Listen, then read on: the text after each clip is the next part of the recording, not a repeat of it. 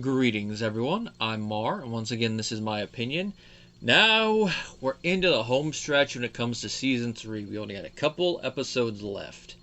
And here we are, The Getaway, the episode where Ray and Debra take a little vacation. They don't call it, but I guess you could say this is like a second honeymoon for them. Because they're going to go stay at a bed and breakfast in Vermont. Mainly for Ray to go see the Ben & Jerry's ice cream factory, but there's some other stuff in there.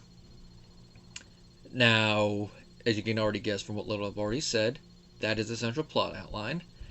Ray, he's not the most enthusiastic about this trip, which is in keeping with his character. I mean, a couple episodes ago, we saw how enthusiastic he was about going on the cruise, which would make you think, like, Ray, you should be a little bit more. But here, it's a trip that Debra's looking forward to, and it's going to be all romantic.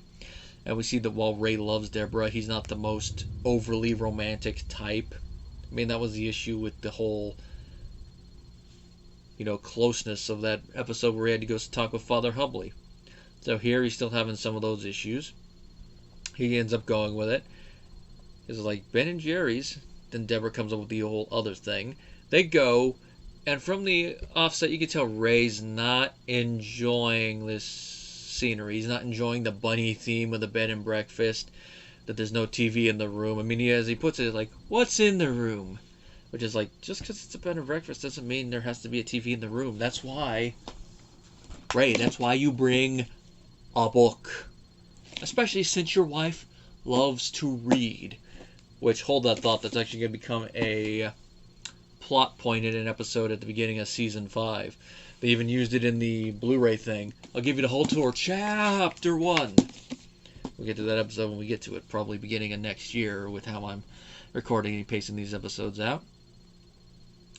Now, Ray and Debra eventually do get into a fight after they go to the ice cream factory. They come back and Ray wants to take a nap. Understandable. I mean, when you go on vacation every now and then, you're going to want to take a nap. When I did my little vacation in Chicago, there was one time where after getting back to the hotel room, I took a little nap. It was a bit longer than I intended, but it's like, oh well. Get up, go get something to eat now.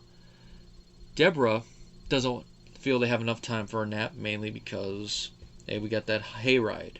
It's like, you booked that today?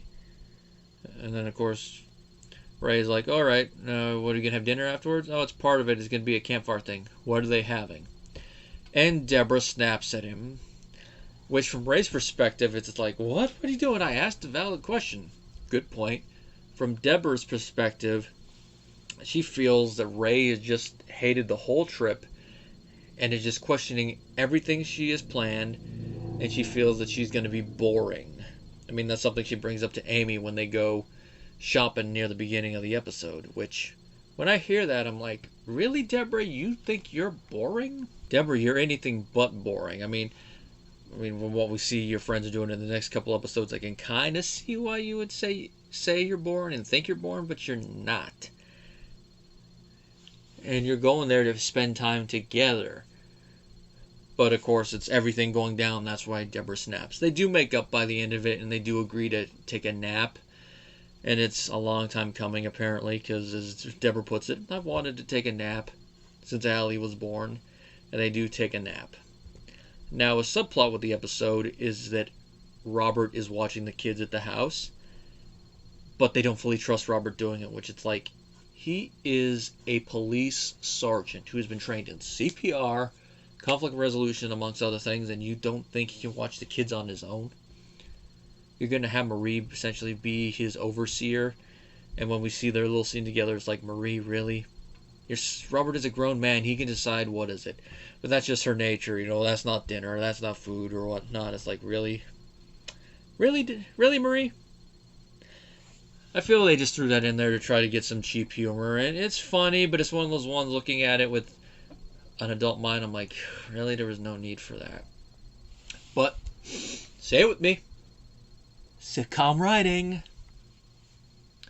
One little fun note of trivia on this episode is apparently the house used for the bed and breakfast is the old Munsters house. The fun thing about that is that Brad can do a spot-on Herman impression, which we do see in one part of the blooper reel. I don't believe it was for this season, but I'll have to double check. I'm home, Lily. It's kind of interesting, but it's kind of a shame he never got a chance to play Herman in any of the Munster spin-offs in the 90s. That would have been fun, especially with that deep, especially if he did his deep voice. I'm home, Lily. Just the mannerisms and the way he could have done the facial expressions under the makeup. This is a Cindy Chupak written episode, Driving Frank and Working Girl, which is the following episode. I'd say out of the 3 episodes, Driving Frank is probably my favorite out of all of them because it's one I never get tired of watching. This episode, I have to be in the right frame of mind to watch. Obviously, watching it for this video series, I have no choice, but most of the time I usually find myself skipping it. Unless it's one of those times where, like, I'm in for some bed and breakfast humor. Which is interesting, considering I usually skip the next episode, too. And there's some fun little bits of humor with Ray and Debra, their little conversation in the bathroom after Debra snaps. It's nice. That's the heart of the episode. Those are the scenes that are worth watching in this episode. So if you just want to skip most of the filler moments, you can just watch a lot of the moments of Ray and Debra.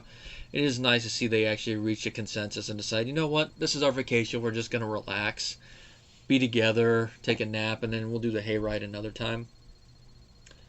And it is nice to see that they end the episode just, like, what time is it? Oh, alright, it's that. We'll get dinner. Nice little Ray-Debra moment. You gotta clap there. Other than that, there's not really much else to say about this episode other than we get another Amy appearance. And we get a little glimpse into how she's taken the breakup with Robert, where she's asking, has Robert started seeing anyone else? I mean, since we tried on shoes? That's our first little bit of foreshadowing that this is not going to be the end of Robert and Amy. And of course, in a couple episodes' time, we're going to see a little bit more of that, which should be interesting once we get there. Because that episode, that's an episode I never skip. Even though it was the end of season 6 when I first saw the first part of that. Oh, hi, Robbie. There's not really much else to say about this episode. I mean, if you want to watch all of it, fine. If not, like I said just a minute or so ago, just go and watch the highlights. Next episode, also by Cindy. It's going to be about Debra contemplating going back into the workforce and doing some more PR like she used to do. And that, of course, is going to be Working Girl. And of course, there's going to be something interesting to talk about there, considering Peter Boyle.